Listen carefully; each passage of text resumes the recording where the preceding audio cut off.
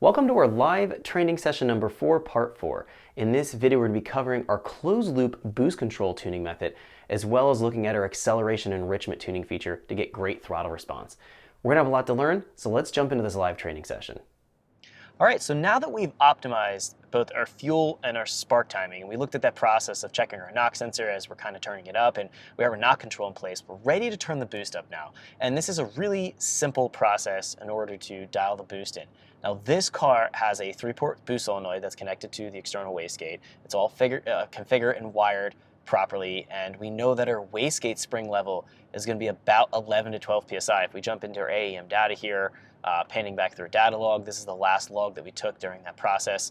We can see that the white line here is our boost, and we can see we're building about 11 pounds. So we know what our wastegate spring is going to be at. That's going to be extremely important of knowing what your wastegate base pressure is going to be, or the lowest point of operation.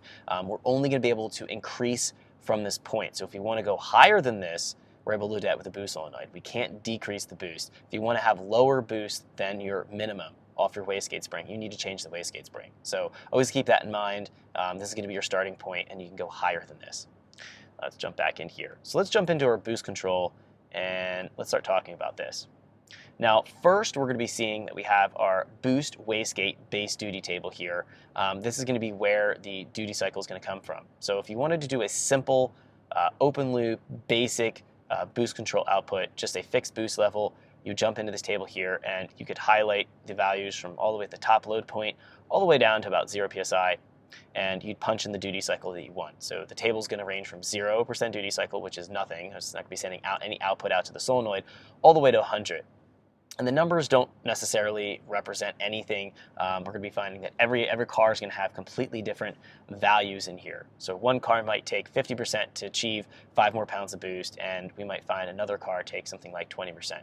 It's all going to be different. So you have to do this and custom tune it for every single application you're going to be working with.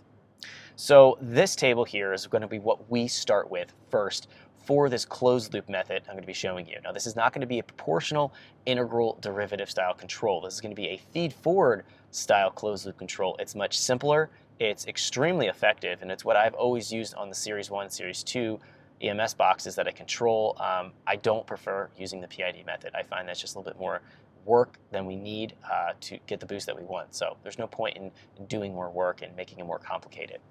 So jumping in here, I'm going to be setting everything from 0 psi all the way up to the highest load point in my table here, my highest break point. I'm going to be setting it, clicking S for set, going and typing in 50. Now, we're going to be specifically typing in here 50 and not 100% to begin, or even something like 0 to begin. Now, you're probably thinking, why would you do that? You don't know where your duty cycle is supposed to be at.